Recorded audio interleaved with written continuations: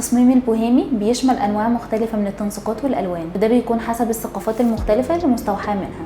أول نوع هو البوهيمي الأفريقي، وده بنستخدم فيه ألوان قوية ومشرقة زي الأحمر والأصفر، وده بيكون فيه نقوش وأنماط فنية تقليدية من القارة الأفريقية زي الأقمشة الملونة بأشكال هندسية معقدة. البوهيمي الآسيوي بيضم ألوان زي البرتقالي والأخضر والأزرق، وبيستخدموا نقوش وأنماط فنية مستوحاة من القارة الآسيوية مع تفاصيل جميلة على الأساس والديكور. التصميم البوهيمي الهندي بيكون فيه ألوان براقة زي الأحمر والذهبي ونقوش هندية معقدة على القماش والأساس، وده طبعا بيكون مع استخدام الخشب والمعادن بشكل فني. التصميم البوهيمي الأمريكي بيكون فيه ألوان طبيعية زي الأخضر والأزرق، وبيستخدموا نقوش وأنماط فنية من الثقافة الأمريكية الأصلية زي الجلود والألوان الطبيعية، بيستخدموها بطريقة جريئة عشان يضيفوا بهجة ودفء على المساحة. التصميم البوهيمي بيكون اختيار مميز للناس اللي بتحب تدمج ما بين الألوان الزاهية والأنماط الفنية.